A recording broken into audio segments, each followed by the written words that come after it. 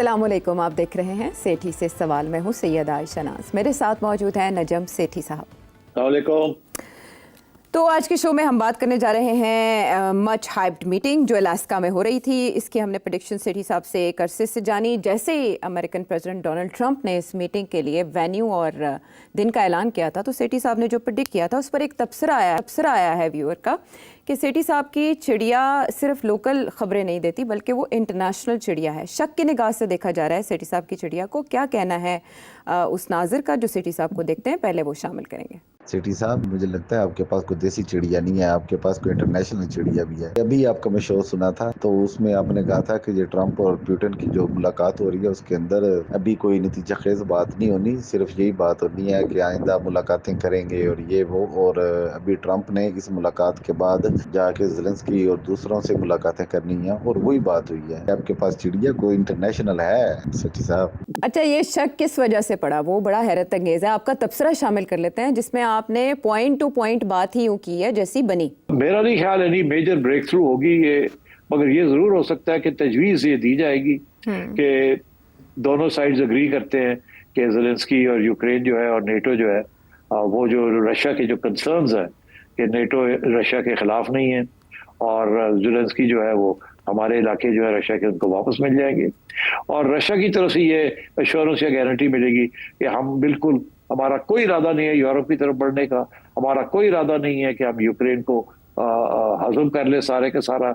यहाँ तक कि अगर यूक्रेन को इंटरनेशनल प्रोटेक्शन मिलती है इसके बाद तो हमें उससे भी कोई इतराज नहीं है। मगर नेटो जो है ना, NATO is directly against Russia, आप इसको बफर जोन बनाना चाहेंगे। तो इस किस्म की बातें अब होंगी। Let's wait and see, but ज्यादा मैं नहीं इस पे समझता कि कोई ब्रेक थ्रू होगा। देखिए सेठी साहब, सीज फायर भी नहीं हुआ, कोई डील भी नहीं हुई। आपने कहा ज्यादा उम्मीदें नहीं रखनी चाहिए, लेकिन जिस बात पे शक हो रहा है हमारे व्यूअर को, आपकी चिड़िया वाकई विदाउट बॉर्डर्स है। वो यार एक और बंदा है, उसने ये भी पूछा है कि आप चिड़िया क्यों, आप चढ़ा क्यों नहीं रखते? हाँ, जेंडर बाइस्ड हैं आप। हाँ, जेंडर बाइस्ड है। उसका तो बड़ा आसान जवाब है कि मेरा ख्याल है चिड़िया ऐसी ऐसी जगह पे चली जाती है जहां चिड़ा नहीं जा सकता, क्योंकि वो चिड़िया है। बस इससे ज्यादा मैं क्या कहूँ। ये आशा आप समझ सकती हैं इस बात को, है ना? हम हंस दिए, हम चुप रहे, मंजूर था पर्दा तेरा। ठीक है। तो सेठी साहब कहिएगा कि फाइटर जेट्स वेलकम कर रहे हैं व्लादिमीर पुतिन को, रेड कार्पेट उनके लिए खोला जा रहा है, उनका इस्तकबाल किया जा रहा है। वो बीस्ट में बैठकर प्रेसिडेंट ट्रंप के साथ जाते हैं। मुलाकात 7 घंटे की जो तवक्को की जा रही थी उसके बजाय 3 घंटे तक महदूद रह जाती है। उसके बाद प्रेस कॉन्फ्रेंस में सहाफ़ियों के सवालों के जवाब नहीं दिए जाते, बस इतना कहा जाता है कि हम अगला सेशन करेंगे और उसके लिए कुछ फ़ोन कॉल्स करनी है और वो फ़ोन कॉल्स हो जाती हैं। उसके बाद नताइज गैर वाज़े हैं। प्रेसिडेंट ट्रंप अपनी गुफ्तगू में कहते हैं कि बहुत से निकात पे हमने इत्तफाक किया, कुछ अहम रह गए जिनमें से एक बहुत अहम है। तो अब आगे बात किस तरफ जाएगी? आगे बात आहिस्ता आहिस्ता बढ़ेगी, एकदम नहीं बढ़ेगी। अभी बहुत से मसाइल हैं।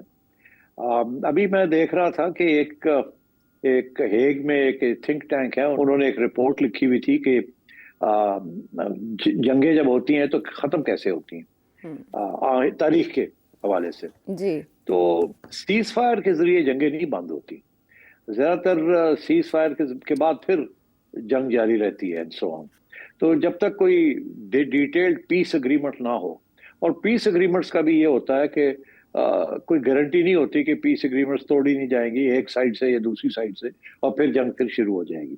तो ये जंग शुरू करना बहुत आसान होता है, उसको खत्म करना बहुत मुश्किल होता है, क्योंकि जब चलाने वाली बात है वो तो एक पार्टी फैसला करे तो दूसरी को फिर डिफेंस करनी पड़ती है। तो जब खत्म करनी होती है तो फिर दोनों को बैठ के बहुत कुछ लेना देना पड़ता है। तो इसलिए बड़ा मुश्किल हो जाता है जंग को खत्म करना। मगर अगर एक साइड जीत रही हो तो फिर वो साइड जो जीत रही है, जंग जब खत्म भी होगी तो उनकी टर्म्स पे खत्म होती है, जो हार रहा है उसकी टर्म्स पे खत्म नहीं होती। इसीलिए अमन जब आता है तो अगर किसी लॉन्ग पीरियड के लिए तारीख में, तो वो उसी वक्त आता है कि जब एक साइड शिकस्त हो जाती है, दूसरी साइड जीत जाती है, फिर वो अपनी टर्म्स बनवाती है और फिर जंग नहीं होती। तो यहाँ तो सूरत हाल बड़ी कॉम्प्लिकेटेड है, क्योंकि यूक्रेन एक ज़माने में सोवियत यूनियन का हिस्सा था, इसीलिए वहाँ बहुत से इलाके ऐसे हैं जहाँ रशियन बोली जाती है एंड सो ऑन। अब लोग भूल गए हैं कि यूक्रेन रशिया का वो सोवियत यूनियन का वो हिस्सा था जहाँ सबसे ज्यादा न्यूक्लियर इंस्टॉलेशंस थी और सबसे ज्यादा प्रोडक्शन थी टैंक्स की एंड स्टफ लाइक दैट। तो वो तो एक उनका होम बेस था, जो कि obviously after the breakup of the Soviet union वो अलग हो गया। और अब वो बिल्कुल नहीं चाहेंगे कि यूक्रेन जैसी जगह को इस इतना ताकत मिल जाए या इतनी प्रोटेक्शन मिल जाए कि वो रशिया को एज अ थ्रेट पोज कर सके। तो इसलिए आई थिंक आगे का जो रास्ता है बहुत ही तवील है और बहुत मुश्किल है। और अब ये हम सुनने में आ रहे हैं ना कि जी वो कह रहे हैं कि जी दिसंबर तक फिर कोशिश की जाएगी कि कोई सीज फायर किसी किस्म का हो जाए, कुछ प्रिलिमिनरी बातें जो है उसके ऊपर एग्रीमेंट हो जाए या ना हो। मगर बड़ी इंटरेस्टिंग बात ये है कि आपने देखा कि मुझे जो चीज नजर आई, एक तो बॉडी लैंग्वेज दोनों की, ऐसे लगता था ट्रम्प बहुत कीन है, बहुत एंक्शस है और प्यूटन बड़ा रिलैक्स था। दूसरी बात ये थी कि ट्रम्प ने बड़े रेड कार्पेट ट्रीटमेंट दी है प्यूटन को, और मेरा ख्याल है ये प्यूटन की पहली जीत थी, क्योंकि प्यूटन के ऊपर आपको पता है ना कि वारंट निकाले हुए हैं उनके इंटरनेशनल क्रिमिनल कोर्ट में। तो इसलिए वो इसीलिए अलास्का में उनको अग्री किया कि अलास्का में हम मिलेंगे। तो आई थिंक अब वो कह गया है कि अगली मीटिंग रशिया में होगी, मॉस्को में होगी। ये देखे, हालांकि ट्रम्प ने उसके ऊपर हाँ ना नहीं की, मगर उसने अनाउंस कर दिया कि अगली मीटिंग होगी और वो हम चाहेंगे कि मॉस्को आए डोनाल्ड ट्रम्प। तो ये बहुत एक कॉन्फिडेंट किस्म का स्टेटमेंट है ये। और तीसरी बात ये कि जो बात समझ आई है आयशा, वो ये कि जब प्यूटन आया है तो अपनी तैयारी करके आया है। प्यूटन कोई कागज नहीं है उसके हाथ में, कोई उसके हाथ में ब्रीफ नहीं है, उसको सारी बातों का पता है। उसने आने से पहले कोई बयानबाजी नहीं की, अपना हाथ ही नहीं दिखाया। डोनाल्ड ट्रंप लगा हुआ है, एक हाथ दिखाता है, दूसरा हाथ दिखाता है, कभी ये करता है, कभी करता है, कभी वो करता है। तो डोनाल्ड ट्रंप की जो गेम थी वो तो हम जैसे लोग भी समझ रहे थे कि डोनाल्ड ट्रंप चाहेगा क्या और करेगा क्या, मगर प्यूटन जो है उसकी तरफ से इतना भी इशारा नहीं था कि उसके ज़हन में क्या है क्या नहीं। और वो एक ब्रॉड बेस्ड उनके फॉरेन मिनिस्टर ने बात की थी कि रूट कॉज, और वो रूट कॉज के ऊपर जो है वो ही लेके आया वो। और जो खबरें जो मिली है वो यही है कि पहले आते साथ जब वो टेबल पे बैठे हैं तो ये शुरू हो गया प्यूटन। वो पूरी जो ब्रीफ थी उसकी ज़हन में, उसने वो पूरी पॉइंट वाइज अपनी ब्रीफ दे दी। उसके बाद तो डोनाल्ड ट्रंप के पास कुछ रहा ही नहीं बात करने को, जिसके अंदर उसने सीज फायर बिल्कुल खत्म कर दिया। उसने 3-4 मोटी बातें की हैं जिसके बाद डोनाल्ड ट्रंप के पास कुछ कहने को नहीं था। पहली बात यह कि जो रूट कॉज है उसकी तरफ जाया जाए। रूट कॉज यही है ना कि नेटो वहां तक पहुंच रहा है और वो is a direct threat to Russia, वो तो एक्सेप्टेबल ही नहीं है, जिसकी वजह से ये जंग हुई है सारी। कि यूरोप और अमेरिका धकेल रहे थे यूक्रेन को कि आप नेटो का हिस्सा बनेंगे और ये होगा और वो होगा। उन्होंने कहा जी ये नहीं होगा, ये हमारे बॉर्डर पे नेटो नहीं आएगा, पहली बात। दूसरी बात उसने ये कही कि कोई सीज फायर नहीं, एक लॉन्ग टर्म पीस एग्रीमेंट हम करेंगे जिसके अंदर और कुछ चीज नहीं। तीसरी बात उसने कहा कि ये अच्छी बात है, डोनाल्ड ट्रंप ने पहले ही बात कर दी है, स्वैप का मतलब ये है कि जमीन हमें देंगे और इन रिटर्न कोई पीस होगी। मगर उसने कहा वो काफी नहीं है, स्वैप जो होगा ये सारे इलाके जो है ये तो है ही हमारे पुराने, ये तो हम लेंगे ही लेंगे। यहाँ तो लोग हैं जो रशियंस हैं, बोलते भी रशियन है, ये हमारे इलाके हैं और ये तो हम लेंगे ही लेंगे। मगर आप जो हैं वो आप अपनी आगे से आपके पास कोई ऐसी सिचुएशन नहीं होगी कि आप हमें कोई थ्रेट पोज कर सकें, नेटो में भी नहीं होंगे और आप आपकी फौज की जो है आपकी वो हमें थ्रेट नहीं पोज कर सकती एंड सो ऑन। तो मतलब है उन्होंने तो बड़ी clear cut long term piece agreement की तरफ वो जा रहे हैं। अब डोनाल्ड ट्रंप आया था कि जल्दी से मैं इनको कहूंगा यार तुम्हें ये जमीनें ले देते हैं और तुम अभी सीज फायर कर लो, बाकी बात जो है वो बाद में होगी। तो मैंने जैसे कहा था कि डोनाल्ड ट्रंप शॉर्ट टर्म के लिए आया है, वो लॉन्ग टर्म के लिए, और प्यूटन ने अपनी बात मनवा ली, लॉन्ग टर्म की बात हो गई। अब डोनाल्ड ट्रंप वापस जाएगा, वो ही लॉन्ग टर्म के ऊपर करेगा। और उसके बाद ऑनेस्टली डोनाल्ड ट्रंप की जिस किस्म की पर्सनैलिटी है ना, वो लॉन्ग टर्म में काम ही नहीं कर सकता, वो तो शॉर्ट टर्म में करता है। ये मिल जाए, ये हो जाए और अब बात आगे चलाओ और अपने नंबर लगाओ, और वो नोबेल प्राइज के पीछे पड़ा हुआ है। और ये जो है सारी बात, ये कोई जल्दी में होने वाली नहीं है। अगर इनका ख्याल है कि ये जल्दी में हो जाए और मुझे नोबेल प्राइज मिल जाए, ये होने वाला नहीं है। और ये अभी एक मीटिंग में भी नहीं होना। अभी तो डोनाल्ड ट्रंप ने जो रोल अदा करना है वो बड़ा अब और भी मुश्किल हो गया है। एक तरफ उसने यूरोप को अग्री करवाना है, दूसरी तरफ उसने ज़ेलेंस्की को अग्री करवाना है, तीसरी तरफ उसने प्यूटन को अग्री करवाना है। It's not easy, it's going to be very difficult. और इसमें इतनी कुव्वत मैं समझता हूँ डोनाल्ड ट्रंप में इतनी हिम्मत नहीं है कि वो लॉन्ग टर्म को इस किस्म की नेगोशिएशन करे। उसका नेचुरल रिस्पॉन्स इसके ऑर्डर करो, अगर नहीं होता तो हट जाओ, पीछे हट जाओ। तो हाँ, तो मेरा ख्याल है कि ये इतनी आसानी के साथ डोनाल्ड ट्रंप को नोबेल प्राइज नहीं मिलेगा। ठीक, नेचुरल रिस्पांस की आपने बात की, तो अमेरिकन प्रेसिडेंट इससे पहले जब जिससे मिलते रहे, ज़ेलेंस्की की सबसे बड़ी जो मुलाकात हमारे सामने है वीडियो में कि उनके साथ वो कैसा सलूक कर रहे थे वहाँ बैठे, लेकिन प्रेसिडेंट पुतिन उन्हें सीज़ फायर को से हटा के पीस एग्रीमेंट की तरफ ले आए। फिर आपने कहा कि सारी बातें पुतिन के पर्सपेक्टिव से सामने आई हैं और इस्टेब्लिश हुई हैं, लेकिन इसे 10/10 भी कह रहे हैं प्रेसिडेंट ट्रंप, और वो प्रोडक्टिव भी कह रहे हैं। इससे 2 दिन पहले वो रशिया पे सैंक्शंस लगाने का कह चुके हैं, बट न्यूयॉर्क टाइम्स कह रहा है no deal and no consequences even for Russia. इसकी क्या वजह हो सकती है? क्यों इतने वीक साबित हुए ट्रंप, और क्या ये ब्लो है उनके स्टेचर को, ये मुलाकात? मेरा ख्याल है अभी तो जो सब तबसरे आएंगे या आ रहे हैं वो तो यही कहेंगे कि पुतिन नंबर ले गया और तुम्हें कुछ नहीं मिला और तुम तो मुड़ के मारते रह गए। तो इसलिए आई थिंक डोनाल्ड ट्रंप तकलीफ तो होगी, और मैं समझता हूँ कि उसका पहला रिस्पॉन्स यही होगा कि वो फिर मुड़ के मारने शुरू कर देगा कि मैं, ताकि वो प्रेशर ऑन रशिया रहे। तो इसलिए ये इसलिए इम्पोर्टेंट है क्योंकि वो इंडिया वाले शायद सोच रहे हों कि इनकी जल्दी से डील हो और हमें हमारे ऊपर जो पाबंदियां हैं या जो टैरिफ्स लगाए जा रहे हैं वो फिर उतार दिए जाए, मगर वो अभी होने को नहीं जा रहा फौरी तौर पे, वो तो वक्त लगेगा और that is part of the peace deal. तो मैं समझता हूँ शॉर्ट टर्म में लोग अब वो कहते हैं चूंडियां वढ़नगे डोनाल्ड ट्रंप ਨੂੰ कहे तू तो यह कहना सकते है कहना सकते होया कुछ नहीं। ऊपर से पुतिन की जो अहमियत है और स्टैचर है वो बढ़ गया है, बहुत बढ़ गया है। कद छोटा है, डोनाल्ड ट्रंप का लंबा है, वो उल्टे हो गया है। अभी जो कार्टून बन रहे हैं उसके अंदर पुतिन लंबा हो गया और ट्रंप जो है वो छोटा सा हो गया। और पुतिन ने जैसे पेट्स को रस्सी के साथ बांध के नहीं चलाते वैसे वो चला रहा है। तो मेरा ख्याल है इसमें तो सारी गेंद जो है वो पुतिन की है, और उसके पीछे सिर्फ एक ही इम्पोर्टेंट फैक्ट है, वो ये कि इस वक्त ग्राउंड फोर्सेस में पुतिन जीत रहा है और यूक्रेन हार रहा है, और यूरोप के पास इतने वसाइल नहीं है कि वो ज़ेलेंस्की की फुल फ्लैश मदद कर सके। वो सारी की सारी जो है मदद वो डोनाल्ड ट्रंप ही कर सकता है। अब मेरा ये ख्याल है कि ये अभी डोनाल्ड ट्रंप ज़ेलेंस्की को जो बुलाया है उसने उधर के आ जाओ, उसको बताएगा। ज़ेलेंस्की मैं नहीं समझता कि अपना मौक़िफ़ चेंज करेगा, स्ट्रेट अवे नहीं करेगा। उसका वही मौक़िफ़ है कि मैं तो नहीं कर सकता, आइन नहीं बदल सकते, ये हमें क्या मिलेगा इसमें से, वगैरह वगैरह, और वो सहारा लेने की कोशिश करेगा यूरोपियंस की। दूसरी बात ये कि यूरोपियंस जो हैं वो भी अभी इस वक्त थोड़े से टफ हो रहे हैं कि हमें इंक्लूड नहीं किया गया, हमारी सिक्योरिटी का मसला है, अमेरिका की सिक्योरिटी का तो मसला नहीं है, रूस तो हमें थ्रेटन कर रहा है, and so on and so fourth. और वो भी अब शोर पाड़ रहे हैं, हम तो अपने डिफेंस एक्सपेंडिचर्स बढ़ा रहे हैं, अमेरिका नहीं देता, ना दे हम देंगे, और अभी तो हम तैयार, तो वो भी अब गन डालेंगे, इसमें कोई शक नहीं। और डोनाल्ड ट्रंप फ्रस्ट्रेट हो जाएगा मेरा ख्याल है, वो ज़ेलेंस्की को भी नहीं मना सकता और उधर उसको भी नहीं।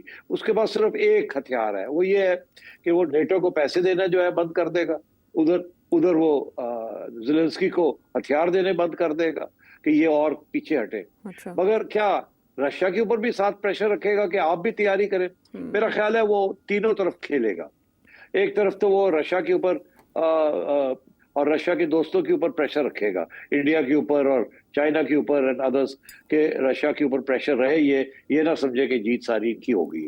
दूसरी तरफ भी प्रेशर रखेगा ज़ेलेंस्की के ऊपर भी और यूरोप के ऊपर भी कि आप भी एग्री करें, बिकॉज देखिए ये बहुत बड़ी हार होगी डोनाल्ड ट्रंप की अगर ये मामला तय ना कर पाया, बिकॉज उसका सारा एजेंडा यही था कि फॉरएवर वॉर्स को मैंने खत्म कर, क्योंकि इंडिया पाकिस्तान की तो कोई खास बात नहीं थी, वो तो किसी वक्त फिर गड़बड़ हो सकती है, जैसे नरेंद्र मोदी बातें कर रहे हैं वो तो फिर किसी वक्त वो भी हम डिस्कस कर सकते हैं। और तो इसलिए मेरा ख्याल है डोनाल्ड ट्रंप जैसे कहते हैं ना एक वुंडेड किस्म का टाइगर होगा, वो अब तीनों तरफ अपना प्रेशर डालने की कोशिश करेगा कि आप, ताकि उसके लिए कुछ इसमें से जीत निकले। But it's going to be a long haul, ये कोई आसानी के साथ ये मसला नहीं हल होने वाला। लेकिन रूसी सदर ने टाइम बाय कर लिया, इससे वो क्या फायदा उठा सकते हैं? रूसी सदर जो है वो इस वक्त अपनी फौज को कहेगा कि और पुश करो, निकालो इनको इस इलाके से, उस इलाके से, ये इलाका भी कब्जा करो। जितने इलाके वो ज्यादा कब्जा करेगा अपनी फौज के जरिए, उतनी उसकी पोजीशन स्ट्रांग होती जाएगी और वो ये करेगा। और उधर से ज़ेलेंस्की अब अमेरिका को कहेगा कि देखो हमारी पोजीशन और कमजोर होने जा रही है, हमारे पास हथियार दो हमें। और उधर यूरोप कहेगा कि पैसे दो नेटो के लिए, हम भी कुछ करना चाहते हैं। अच्छा। तो डोनाल्ड ट्रंप इस किस्म के प्रेशर में आएगा, मगर जैसे ही रूस की पोजीशन ज्यादा स्ट्रांग होती है तो डोनाल्ड ट्रंप की पोजीशन कमजोर होती जाएगी। So I think it's going to be a difficult act to follow. हो सकता है कि ये प्रेशर डालने के लिए ज़ेलेंस्की को वो और हथियार दे दे कि ठीक है लड़ो फॉर द टाइम बिंग, ये ना हो कि बिल्कुल ही वन साइडेड हो जाए। तो ये बिल्कुल मुमकिन है कि शॉर्ट टर्म के अंदर जंग और भी फियर्स हो जाए, वहां हथियार भी मिल जाए ज़ेलेंस्की को कुछ हद तक, और उधर रूस जो है वो और बढ़ने की आगे कोशिश करे। क्योंकि अगर रूस को आगे बढ़ गया और जो टेरिटरी उसने ले ली तो और मुश्किल हो जाएगा रूस के साथ कोई नेगोशिएट करना, उनकी पोजीशन और स्ट्रांग हो जाएगी। तो आई थिंक डोनाल्ड ट्रंप को बहुत सी चीजें अब देखनी पड़ेंगी, बिकॉज ये जो फेलियर है this can have very serious consequences for Donald Trump. अच्छा, इस मीटिंग ने इन अ वे ट्रंप को दोबारा यूरोप और ज़ेलेंस्की की तरफ मोड़ दिया है। इससे पहले वो तने तनहा चले थे और उन्होंने ज़ेलेंस्की को मक्खन में से बाल की तरह निकाल दिया था। अब वो पीर को जब मिलने जा रहे हैं तो ज़ेलेंस्की बता रहे हैं सबको सोशल मीडिया पे कि मैं ट्रंप को बता दिया है कि अगर आप रूस पे पाबंदियां नहीं लगाएंगे तो वो ट्रायलैटरल मीटिंग के लिए राज़ी नहीं होगा, और अगर वो नहीं होता तो आप मज़ीद पाबंदियां लगाएं, प्रेशर रखा जाना चाहिए। फ्रेंच प्रेसिडेंट भी यही कह रहे हैं, कीयर स्टामर भी ये कह रहे हैं कि ट्रंप के बगैर यूक्रेन में अमन मुमकिन नहीं है। सो यूरोप के लिए भी विंडो ऑफ अपॉर्चुनिटी मिल गई अगर टाइम बाय कर लिया पुतिन ने। तो यूरोप के लिए तो विंडो नहीं है ना, उसके लिए उनकी जो विंडो है वो तो 5 साल की विंडो है। उनके पास ना हथियार है ना बजट्स हैं इस वक्त के उनकी हेल्प की जाए यूक्रेन की। यूक्रेन की हेल्प तो सिर्फ अमेरिका ही कर सकता है by giving them the weapons that they want। Europe के पास तो कोई हथियार नहीं है जो स्पेयर कर सकते हैं। अमेरिका का भी प्रॉब्लम है, वो अब उसने अपने जो हथियार है, जो स्टॉक पाइल है जिसमें से हथियार देते हैं, वो जो है वो ऑलरेडी डिप्लीट हो चुकी है। वो अब उन्होंने वो संभाली हुई है फॉर चाइना एंड ताइवान के ऊपर, जो समझते हैं कि आगे जाके लड़ाई झगड़े होंगे वहां। वो तो उनके जो हथियार हैं और उनके जो स्टॉक पाइल है जहां से वो सारे हथियार लेते हैं और लड़ाई की तैयारी होती है, तो वो एक मिनिमम लेवल पे ऑलरेडी पहुंच गए हैं। उनकी जो फ्लीट है, उनके जो मिसाइल्स है वो, और जो आर्टिलरी शेल्स है वगैरह वगैरह, तो वो अब डाइवर्ट करें वहां से टू यूक्रेन तो उनके लिए फिर प्रॉब्लम बन जाती है, बिकॉज वो जो सारी पैसिफिक की रेडीनेस है वो सारी कमजोर हो जाती है। तो अमेरिका को भी बड़े इश्यूज बनेंगे। तो अब बात यह है कि जो लेवरेज जिसे कहते हैं ना, लीवर्स जो होते हैं, डोनाल्ड ट्रंप के पास जो लीवर्स हैं वो सिर्फ तजारत का लीवर है इस वक्त, इससे ज्यादा नहीं है। और वो देखा आपने कि वो ज्यादा दूर नहीं जा रहा, सब लोग रेजिस्ट कर रहे हैं, और अगर रेसिप्रोकल टैरिफ्स होते भी हैं तो वो सर्वाइव कर जाएंगे सारे। अभी चाइना के साथ तो मसले हल नहीं हुए, इंडिया के साथ मसले चल रहे हैं, छोटे छोटे लोगों के साथ हो गए, मगर दैट्स नॉट सिग्निफिकेंट।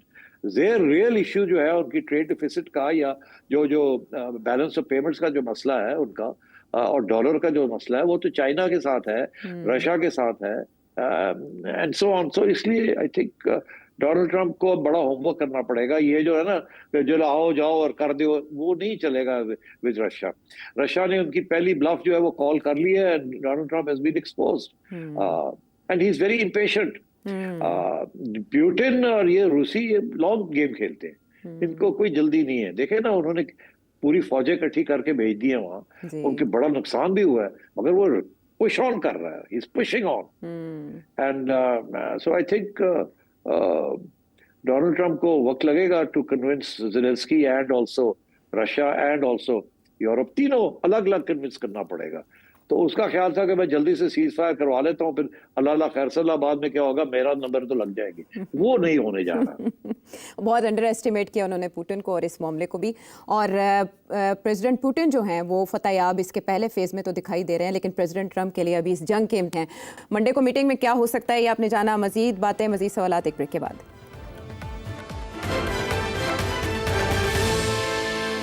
शो में साथ देने का शुक्रिया सिटी साहब। ना सिर्फ ये कि व्यूवर्स आपके एनालिसिस को बड़े गौर से सुनते हैं, बल्कि आपकी नकलो हरकत पे भी उनकी काफ़ी निगाह है, और इस नौइयत के सवालात आते रहते हैं, जिनमें से एक बड़ा ऐसा सवाल था जिसे चुनना पड़ा, क्योंकि लोग काफ़ी अरसे से देख रहे हैं कि आप स्टूडियोज़ में मौजूद नहीं हैं। इसी बाबत इज़्ज़त सुबहानी ने नॉर्वे से क्या पूछा है आपसे, आप काफ़ी अरसे से यूरोप में मौजूद हैं, प्रोग्राम में आप स्काइप के ज़रिए होते हैं। काफ़ी महीने हो गए मुझे आपको देखते हुए। तो मैंने आपसे पूछना ये था कि जहाँ तक हमारा एक्सपीरियंस है कि पाकिस्तान से आप जाएँ यूरोप में तो होटल में रहना तो बहुत महँगा होता है। अगर इतना लंबा अरसा आप होटल में स्टे करें, तो वो तो अफ़ोर्ड नहीं कर सकता बंदा। और अगर वो किसी अज़ीज़ रिश्तेदार के साथ रह रहा है, तो यहाँ पे भी जो अज़ीज़ हैं वो हफ़्ता 2 हफ़्ते ही रखते हैं मेहमान, उससे ज़्यादा नहीं रखते। तो आप ज़रा काइंडली ना ये चीज़ क्लियर कर दें कि अगर आप होटल में रह रहे हैं, तो फिर तो आप अपने जो है ना रसीदें दिखाएँ हमें कि ये खर्चा कैसे अफ़ोर्ड हो रहा है। और अगर आप किसी के यहाँ मेहमान हैं, तो फिर उनका भी तारुफ़ करवाएँ कि हमें अंदाज़ा हो कि इतने अच्छे मेहमान नवाज़ लोग कौन हैं। ये काइंडली बता दीजिएगा। आयशा, तुम बड़ी शरारत कर रही हो। मैं चाहती हूँ आप भी मनी ट्रेल दें। हाँ, मनी ट्रेल दे। मेरी अकाउंटेबिलिटी शुरू हो गई है। पहले और किस्म की थी, अब एक और किस्म की शुरू हो गई है। यार, ये जो पर्सनल सवाल है, ये मेरा ख्याल है लोग ज्यादा इंटरेस्टेड नहीं होते इन चीजों में। वो तो they want more political questions, मगर अब सवाल आ गया तो जवाब तो असल में देना आपका पड़ेगा। स्टे काफी लंबा हो गया, तो सब लोग जानना चाह रहे हैं कि लंदन में तो मेरा कोई ख्याल है मैं मेहमान वापस नवाज भी नहीं होता। नहीं, मैं वापस आ जाता हूँ। मगर इसका जवाब मैं ये सिंपल सा दे देता हूँ। भाई साहब, ना मैं होटल में हूँ, ना मैं किसी दोस्त के यहाँ ठहरा हुआ हूँ। मेरी फैमिली का यहाँ फ्लैट है, और आपको खुशी होगी ये सुन के कि दैट फ्लैट इज डिक्लेयर्ड। सारी टैक्स रिटर्न्स पे डिक्लेयर्ड है, और टैक्सेस पे दिए जा रहे हैं, और सारा मनी ट्रेल भी जो है वो एफबीआर को पता है। तो इसलिए थैंक यू। चलो, और अगर कोई गलत फहमी थी तो वो भी दूर होगी। तसल्ली होगी इज़्ज़त सुबहानी साहब को। चले, अब अगला सवाल है, और इस सवाल में है उन्होंने अपना नाम नहीं बताया, और उन्होंने चाहा है कि वो गुमनाम नामालूम रहें। उनका सवाल शामिल करते हैं।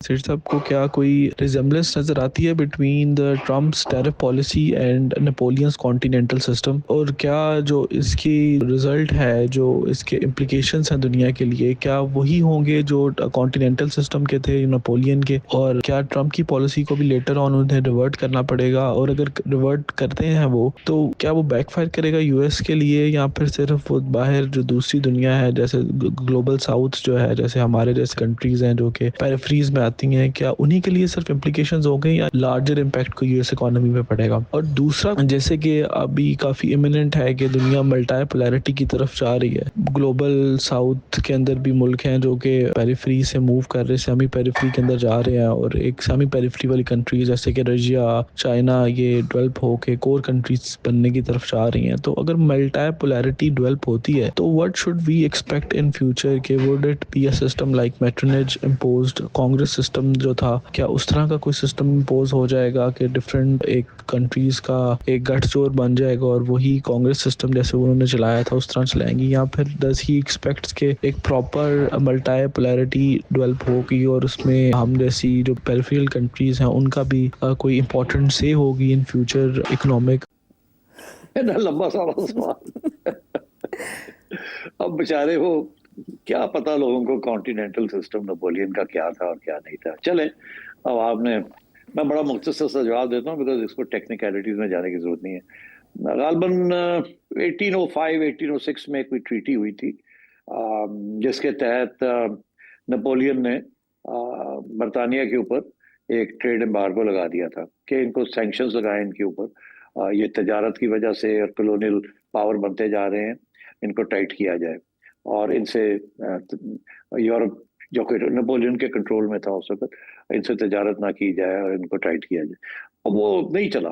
दे tried to do this but it didn't work. उससे नुकसान नेपोलियन का और यूरोप का हो गया ज्यादा। बरतानिया छोटा सा मुल्क था, और वो सर्वाइव कर गया दो स्ट्रेट बॉयकॉट्स। तो आई थिंक डोनाल्ड ट्रंप का जो है, America is a very big power. इस वक्त सारे मुल्क, बहुत से मुल्क जो है वो सारे ट्रेड सरप्लसेस रन कर रहे हैं, बिकॉज उन्हें डॉलर की जरूरत है। तो इसलिए अमेरिका कम एक्सपोर्ट करता है और दुनिया ज्यादा एक्सपोर्ट करती है टू अमेरिका। तो इसलिए सबके लिए ये प्रॉब्लम बनता जा रहा है अगर टैरिफ्स लग जाएंगे। और फिर यही होगा कि उसके दो नतीजे निकलेंगे। एक तो ये कि जिनके ऊपर हाई टैरिफ्स लगे हैं उनका ज्यादा नुकसान होगा, जिनके ऊपर कम लगे हैं उनका कम होगा। मगर जो हाई टैरिफ कंट्रीज है वहां से प्रोडक्शन शिफ्ट करके तो लो टैरिफ कंट्रीज की तरफ आ जाएगी, एंड सो ऑन। मगर दूसरा जो इसका इशू है वो ये है कि वो अमेरिका के अंदर चीजें महंगी हो जाएंगी। अब जाहिर है टैक्स किसी चीज के ऊपर आप लगाएंगे तो वो चीज महंगी हो जाएगी। अमेरिका को सेकेंड वर्ल्ड वॉर के बाद आदत है ये कि जो कुछ आया वहां लो टैरिफ्स के ऊपर आया। और मतलब मैं आपको एग्जांपल दूं, अगर आप हाई स्ट्रीट पे चले जाएं अमेरिका में, न्यूयॉर्क में चले जाएं, तो जो चीज वहां $1 की मिलती है वो यूके के अंदर £1 की मिलती है। यूके डॉलर फॉर पाउंड, और यूरोप के अंदर यूरो। वो मतलब है कि America is the cheapest place compared to all these, because dollar जो है is the weakest currency out of all these. Pound जो है वो $1.25 जो है वो £1 के बराबर है, और कोई $1.15 जो है वो €1 के। तो euro, pound is the strongest, euro is slightly less and dollar is the weakest. तो इसलिए डॉलर और कमजोर अगर हो जाए तो नुकसान हो जाता है। सो इसलिए आई थिंक डोनाल्ड ट्रंप चाह रहा है कि इसको बैलेंस में रखा जाए। मगर होगा ये कि टैरिफ जब लगा देंगे तो महंगी हो जाएंगी चीजें। जो चीज $1 की आ रही है जो वो $1.25 की बन जाएगी, क्योंकि आपने टैक्स लगा दिया उसके ऊपर। तो अवाम वहां अमेरिका की खुश नहीं होगी इसके साथ। उनको तो 3%, 4%, 2% इन्फ्लेशन पर ईयर, हमारे यहाँ नहीं जैसे 10%, 15%, 20%, 40% इन्फ्लेशन चल रही है टर्की में, पाकिस्तान में, इधर उधर। मगर ये जो मुल्क है they keep it very controlled inflation, कि वो ज्यादा महंगाई नहीं होने देते, बहुत स्लो राइज होती है वो। तो आई थिंक ये tariff policy will not succeed.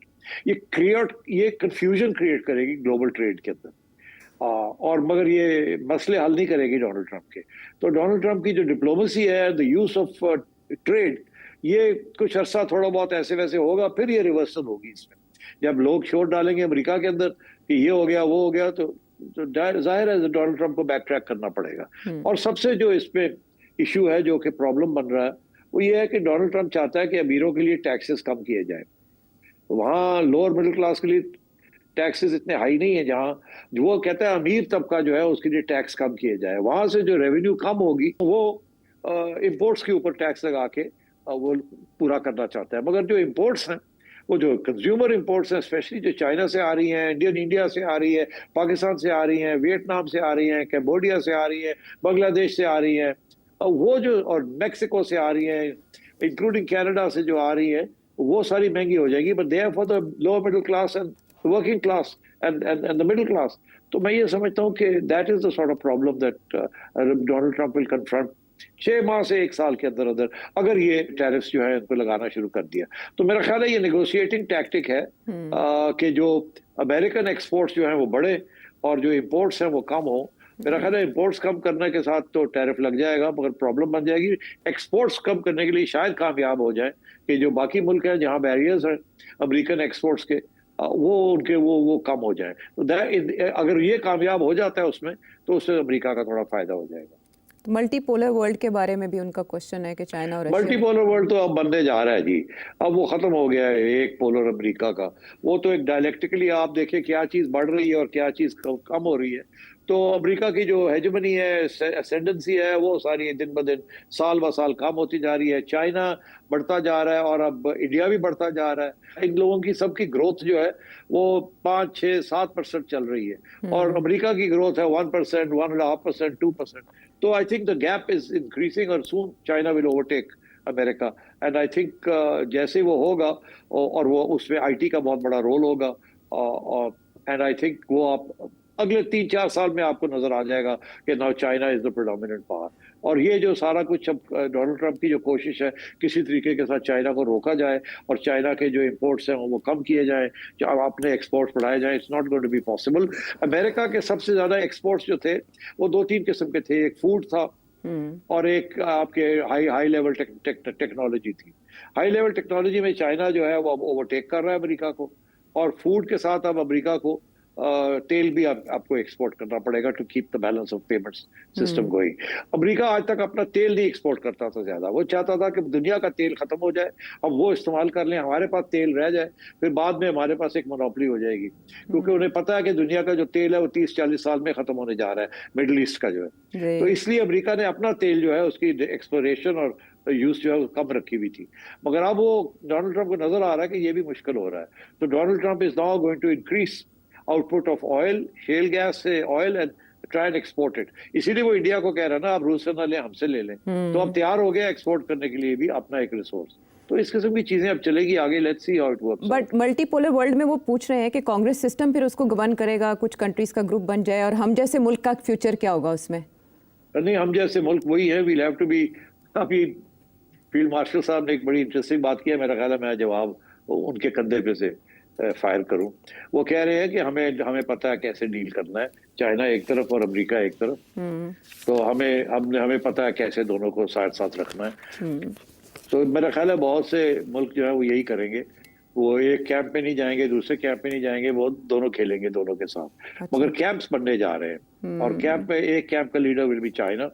और चाइना का जो पॉलिसी है, it is policy of trade and aid. और अमेरिका की जो पॉलिसी है इज ट्रेड इतना नहीं है जितनी उनकी एड भी नहीं है। अब तो एड भी बंद कर रहा है वो वेपन्स एक्सपोर्ट किया और वॉर्स किया। तो I think the world is going to change in the next 10 years। ठीक है, आपके पेचीदा सवाल का आम जवाब आपको मिल गया। वापस आते हैं हम एक ब्रेक के बाद।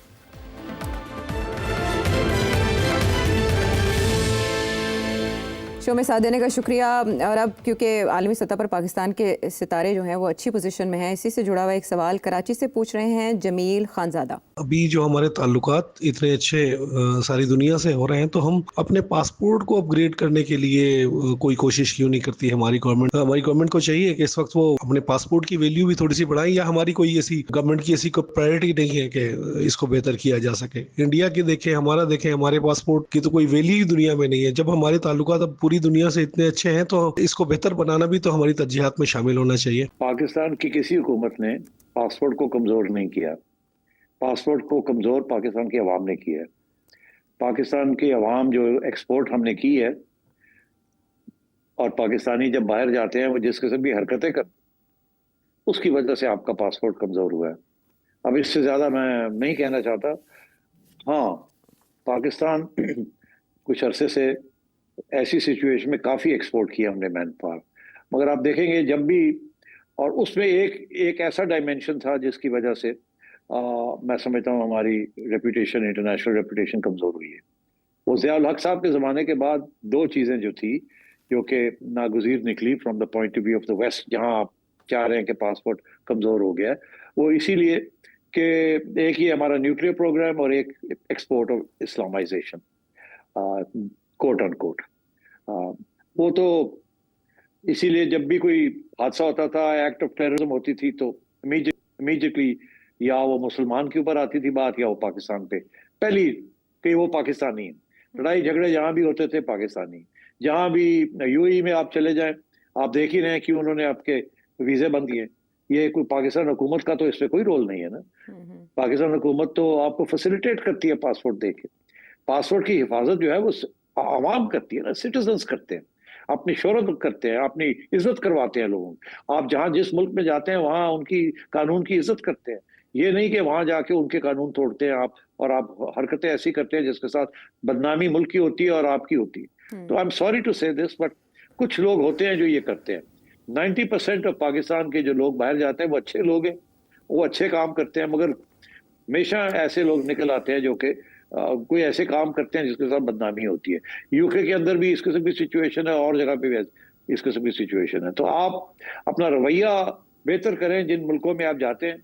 अब स्मगलिंग आप करते हैं, आप जाली पासपोर्ट्स, जाली वीजे बना के आप निकल जाते हैं, जाली एम्प्लॉयमेंट परमिट्स आप करते हैं, स्टूडेंट के लिए बनने के लिए आप जाते हैं वहाँ, और मन कुछ और जाते हैं। जहाज़ों पे जाते हैं, कॉन्फ्रेंस अटेंड करते हैं, जहाज छोड़ के भाग जाते हैं, इलीगल इमिग्रेंट्स बन जाते हैं। तो ये सारी चीजें जो हैं दे ऑल ऐड अप ना, कि भाई ये मुल्क की पाकिस्तानी हैं कैसे। मेहनती लोग हैं हम, अच्छे लोग हैं हम, और 90 से भी ज्यादा % जो हमारे लोग हैं बाहर, वो अच्छा काम करते हैं, अच्छे सिटीजन्स हैं, कानून ओबे करते हैं, सब कुछ करते हैं। मगर वो जो 4-5% लोग हैं वो गड़बड़ इतनी करते हैं। तो फिर अब ये जहाज़ों पे आ रहे हैं जनाब, वो जहाज गिर गया जी, उधर बहरी जहाज, पता लगा जी उसमें इतने पाकिस्तानी थे। वो मतलब ये all this is part of the debate ना, कि ये पासपोर्ट आपका क्या है। अच्छा। तो इसलिए मेहरबानी से आप दुनिया जहां जाते हैं वहां के कानून फॉलो करें, तो फिर आपका पासपोर्ट स्ट्रांग हो जाएगा, आप इज्जत होगी आपकी। अवाम के पॉइंट ऑफ व्यू से वो ये भी सोच रहे होंगे कि कमज़ोर डिप्लोमेसी या सियासी अदम इस्तेहकाम जैसे फैक्टर्स का क्या किरदार होता है, या कानून का जो हमारे मुल्क में हाल है उसका कोई कंट्रीब्यूशन नहीं होता इस तरह की रैंकिंग में? नहीं, कोई नहीं। आप जाए, अब आपके डिप्लोमेट्स बेचारे जाते हैं और हमेशा कोई ना कोई ट्रबल हो रही होती है तो वहां पहुंचते हैं पाकिस्तानियों को बचाने के लिए, तो वहाँ क्या उनकी इज्जत रह जाती है। तो इसलिए डिप्लोमेसी तो उस हद तक है ना कि अगर आप काम सही करें तो फिर उसको आगे बढ़ाएं। अगर काम ही गलत हो रहा है तो उसको डिप्लोमेट्स क्या कर सकते हैं। ठीक है, तो ये एक और पहलू है, यानी अपने गिरेबान में झांकने की ज़रूरत है अगर इम्प्रूवमेंट चाहिए आपको रैंकिंग में। इस तरह के और भी बहुत से सवाल होंगे। नंबर है आपके सामने। अगले प्रोग्राम तक के लिए इजाज़त है।